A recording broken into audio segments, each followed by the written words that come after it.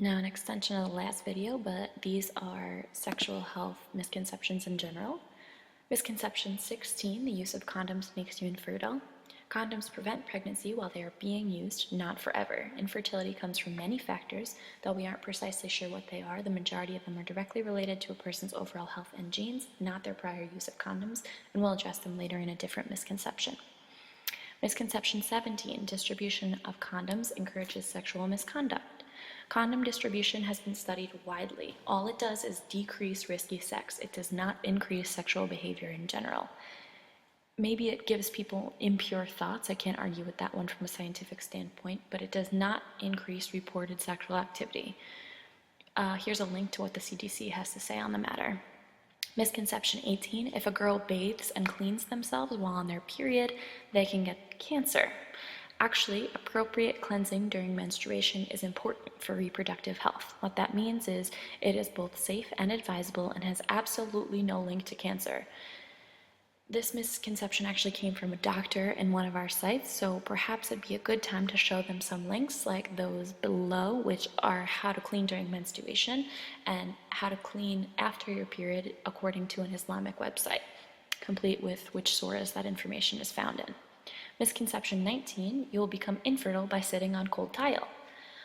Okay, so there are causes in either sex of infertility. Some of them include DNA damage, genetic factors, general factors such as thyroid disorders or adrenal disease, hypothalamic pituitary factors, environmental factors, but these are not sitting on the floor. They include things such as toxin consumption of things like glue or volatile organic solvent or silicone, physical agents, chemical dust, and pesticides. Also, if they're really concerned, make sure to advise them that tobacco smokers are 60% more likely to be infertile than non-smokers of both sexes, but not sitting on the floor. Specifically, intercourse must take place around the time when an egg is released from a woman's ovary. The system that produces eggs has to be working at optimum levels, and the woman's hormones must be balanced. For women, problems with fertilization arise mainly from either structural problems in the fallopian tubes or uterus or problems releasing eggs. Infertility may be caused by a blockage of the fallopian tube due to malformation, infections such as chlamydia, and/or scar tissue that gets in the way. Here's a list of common causes of infertility of females. Please note, none of them are frozen ovaries from sitting on the floor. What this means is to protect ourselves from infertility, we have to keep ourselves generally healthy and protect ourselves against STIs such as chlamydia. But we can sit on the ground all we want, and so can dudes. Misconception number 20, it's okay to reuse maxi pads. Googling this just brings up a lot of information about reusable maxi pads, which do exist.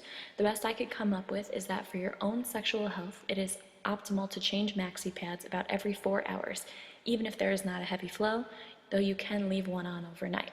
I'm including a link with more additional information about maxi pads in general. Misconception 21, oral sex can get you pregnant. In order to get pregnant, sperm needs to enter a woman's ovaries and fertilize an egg. The only way this can happen is through vaginal intercourse or artificial insemination. It cannot happen through oral or anal sex. Misconception 22, anal sex is possible and safe without lube. For this answer, we're going to Cosmo. They say, and I quote, go slow, graduate in size, and use lube. It's Cosmo, so they say a lot more than that. Feel free to read the link here. Misconception 23, people could tell immediately by looking at you down below if you are a virgin or not. Sure, someone can tell if your hymen is broken if they were trained and had a speculum. But your hymen can be broken for reasons other than loss of virginity. If you have a lot of sex, no one will know unless you tell them, though you should mention previous partners for their own safety and get tested. Many of these misconceptions stem from the fact that most people learn about these issues from peers and the media. It's our responsibility to try to help folks access accurate information and dispel some misconceptions they have by showing them scientific data. Also, with Ebola panic, a good segue with a counterpart would be to reiterate that Moroccans probably have a greater chance of coming in contact with HIV or SIDA or an STI or someone who has one of those things than they do with the Ebola virus. Created using Powtoon.